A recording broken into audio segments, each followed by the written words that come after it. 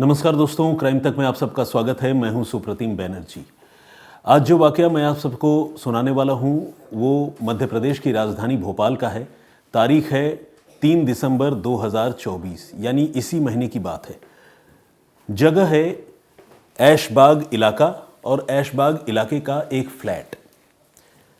Basically होता यह है कि सुबह तकरीबन 10:30 बजे एक मेड सर्वेंट एक घर में दस्तक देती है। घर वाले दरवाज़ा खोलते हैं, एक महिला दरवाज़ा खोलती है और मेड सर्वेंट अभी जब अंदर दाखिल हो रही होती है तब तक पीछे से एक आदमी दनदनाता हुआ आता है और मेड सर्वेंट को धक्का देकर घर के अंदर घुस जाता है। मेड सर्वेंट भी अंदर होती है, वो दरवाज़ा बंद कर देता है और इसके बाद अगले 10 मिनटों तक उस पूरे इलाके में 3 महिलाओं के चीखने चिल्लाने की आवाज़ सुनाई देती है। उसके लिए एक शब्द है हिंदी में आर्तनाद, यानी ऐसी चीख, ऐसा शोर जो इंसान अपनी ज़िंदगी बचाने के लिए मचाता है। ये 3 महिलाएं हैं, उसी मकान में रहने वाली 2 बहनें, जिनमें एक का नाम है विनीता मरावी, उम्र है 35 साल। दूसरी महिला मेघा उइके, जो विनीता की बहन है, उम्र है 30 साल।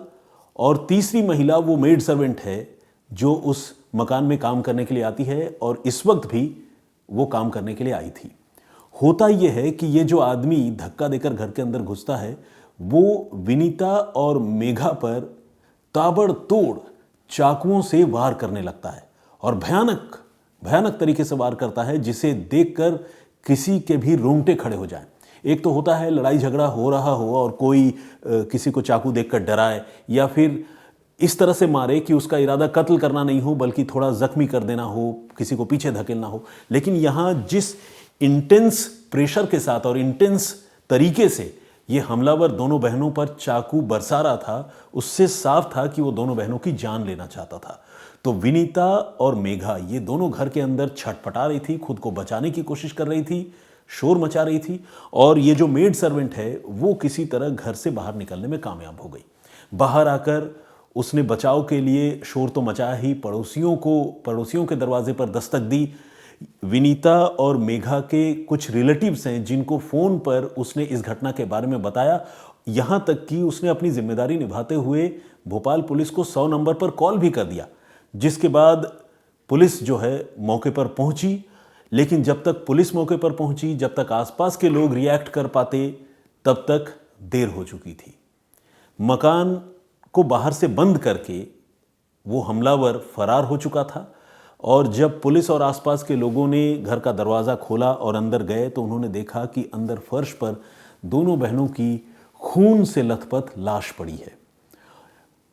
ये इतना भयानक हमला था कि खून की धार दरवाजे से बाहर आ रही थी, खून के छींटे हर तरफ बिखरे हुए थे और उस मंजर को देखने वाले लोग अब भी उसे याद करके जो है वो दहल जाते हैं। उन्हें लगता है कि कोई इंसान ऐसा कैसे कर सकता है और वो भी एक अकेला आदमी 2-2 महिलाओं को सुबह सुबह कत्ल कर दे। बहुत ही विभत्स और डराने वाली वारदात। तो खैर, पुलिस इस मामले में दोनों बहनों की शवों को अपने कब्जे में लेती है और उन्हें पोस्टमार्टम के लिए भिजवा दिया जाता है। हालांकि देखा जाए तो ये कत्ल का एक क्लियर कट मामला है जिसमें हमलावर घर में घुसता है और 2 बहनों की चाकू से हत्या कर देता है, लेकिन जो कानूनी प्रक्रिया है उसका पालन तो पुलिस को करना पड़ेगा। तो पुलिस दोनों बॉडीज़ को रिकवर करके पोस्टमार्टम के लिए भिजवाती है और इसी के साथ कातिल की तलाश शुरू कर देती है। सबसे पहले तो उसकी पहचान पता करने की कोशिश की जाती है और फिर आसपास के तमाम सीसीटीवी कैमरे जो है पुलिस उनकी फुटेज खंगालने लगती है और इस कोशिश में पुलिस को कामयाबी मिलती है। पुलिस को एक सीसीटीवी फुटेज में एक आदमी उस मकान की तरफ जाता हुआ दिखता है। नीले रंग की टी-शर्ट में वो आदमी है और उसके हाथ में एक बैग है। देखने से साफ लग रहा है कि शायद उस बैग में ही वो चाकू था जिससे उसने इन दोनों बहनों पर हमला किया। जल्द ही उस आदमी की पहचान होती है। उसका नाम है योगेश मरावी और योगेश मरावी कोई अजनबी, कोई बाहर का आदमी, कोई लुटेरा नहीं था, बल्कि वो विनीता जिसकी हत्या हुई, एक बहन, उसका पति था। पति भी तलाकशुदा नहीं बल्कि शादीशुदा विनीता के साथ, और अभी भी वो शादी जो है वो कायम थी। अलबत्ता दोनों के बीच अनबन जरूर थी जिसकी वजह से ये घटना हुई। अब पुलिस योगेश मरावी को ढूंढने लगी।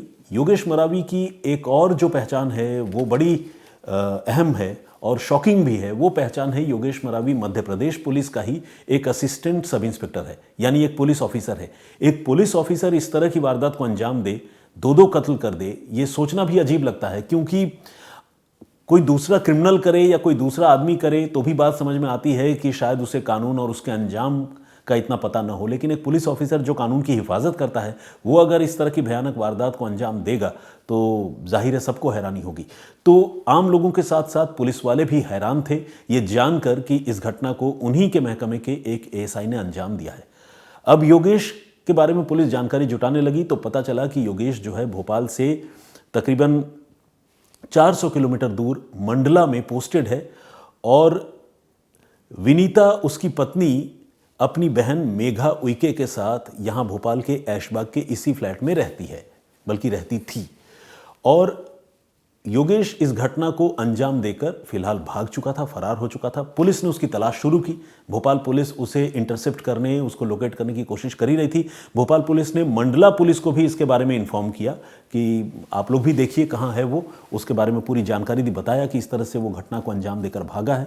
तो भोपाल पुलिस के अलावा मंडला पुलिस भी उसे ढूंढ रही थी और आखिरकार उसे भोपाल से तकरीबन 400 किलोमीटर दूर पिंडरई में एक पुलिस नाके के पास दबोच लिया गया, पकड़ लिया गया। और उसे तब पकड़ा गया जब वो एक टैक्सी में बैठकर इस वारदात को अंजाम देने के बाद मंडला की तरफ जा रहा था।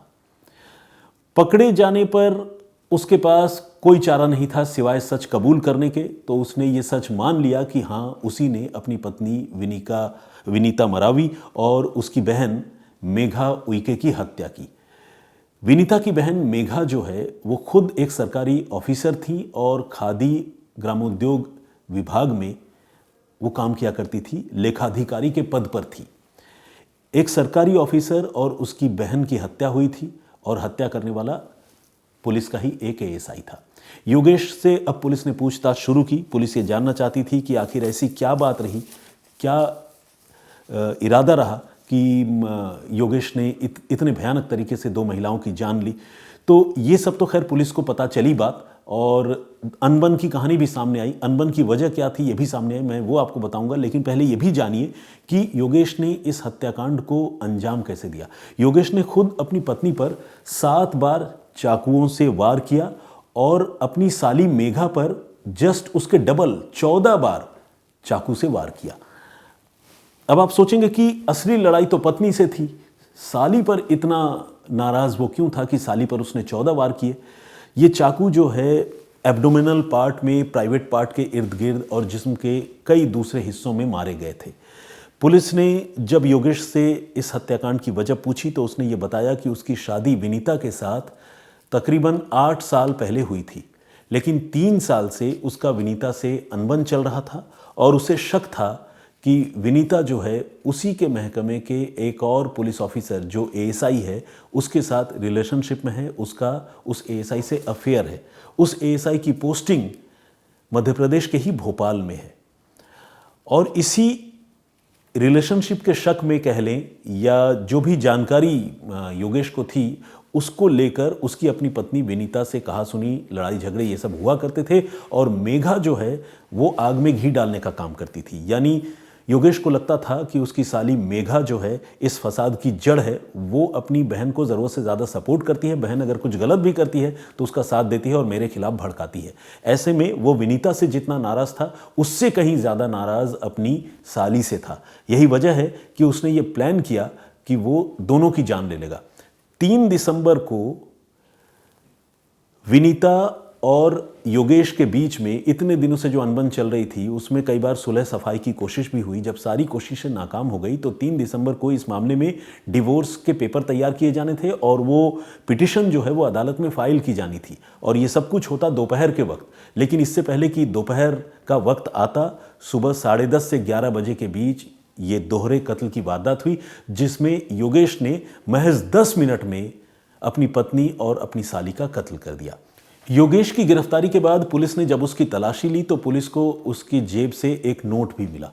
इस नोट में योगेश ने अपने खतरनाक इरादों का जिक्र किया था। उसने ये बताया था कि वो पहले अपनी बीवी और अपनी साली का कत्ल करेगा, इसके बाद वो उस एएसआई को भी नहीं छोड़ेगा जिसके साथ उसकी बीवी के रिलेशन हैं। यानी वो इस दोहरे कत्ल को अंजाम देने के बाद तीसरा कत्ल करने वाला था, ग्वालियर जाने वाला था और आखिर में उसका इरादा खुद को भी खत्म करने का था। लेकिन इससे पहले कि ऐसा हो पाता, पुलिस ने उसे गिरफ्तार कर लिया और उसकी जेब से जो नोट बरामद हुआ, जो हैंड रिटन एक चिट बरामद हुई, उससे पुलिस को इस कहानी का पता चला।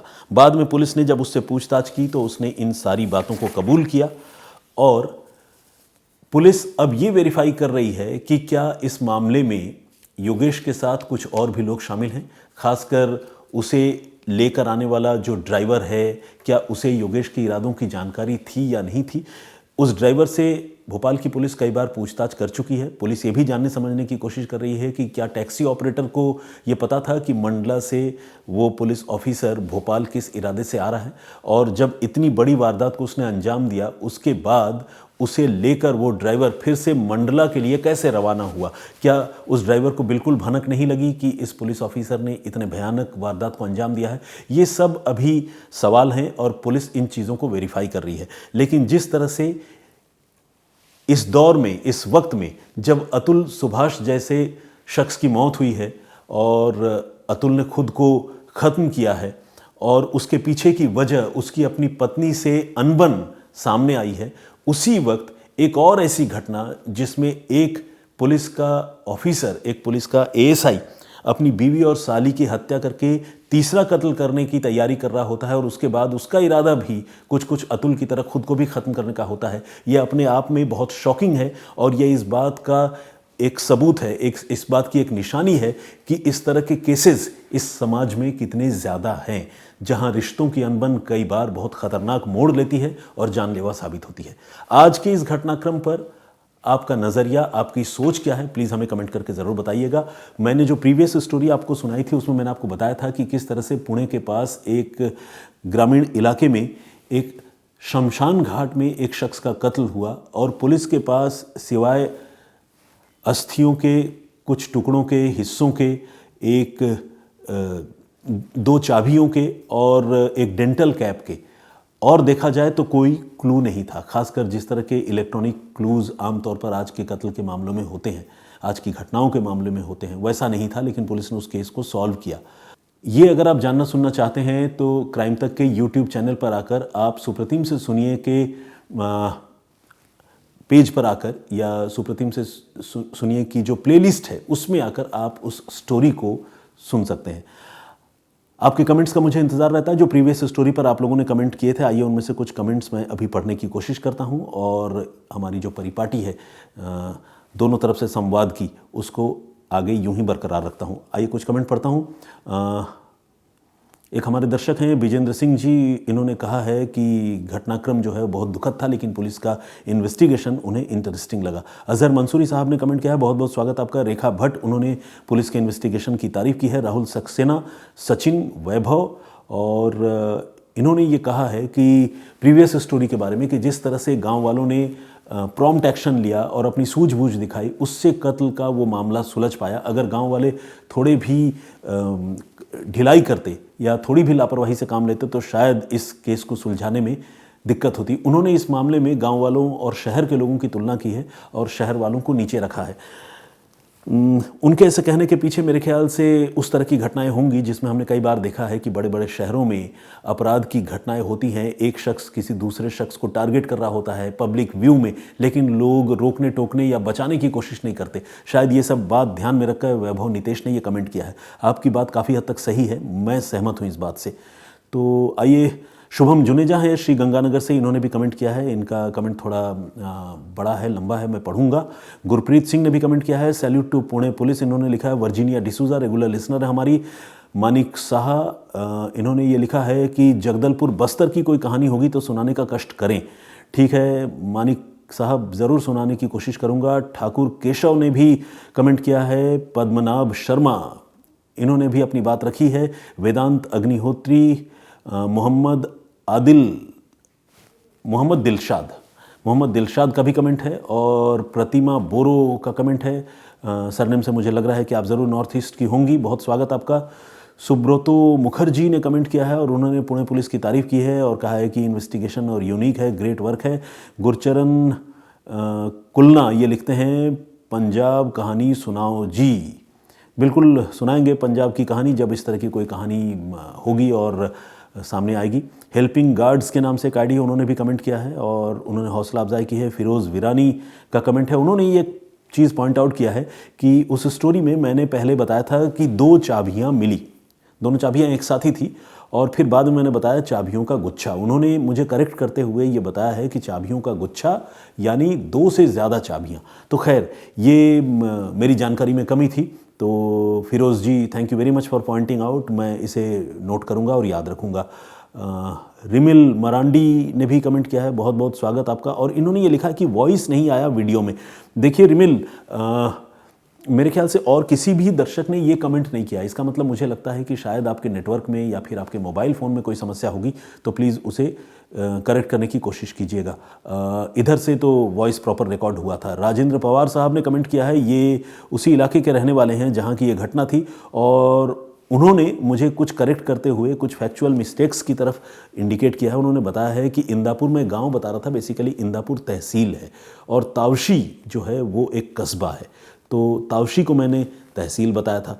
तो ये उन्होंने करेक्ट किया है। Thank you very much Rajendra Pawar ji, इस तरह से मेरी जानकारी बढ़ाने के लिए। असल में रिमोट एरियाज़ में जो इस तरह के लोकेशंस होते हैं, कई बार उसके बारे में बहुत एग्जैक्ट इन्फॉर्मेशन नहीं मिल पाती है और ईमानदारी से बताऊं तो कई बार हमारी तरफ से कमी भी रह जाती है और थोड़ा वक्त की कमी भी होती है। तो मैं इन चीज़ों को और सुधारने की कोशिश करूंगा। Thank you very much Pawar साहब, इतना वक्त निकाल कर इतना अच्छा कमेंट लिखने का।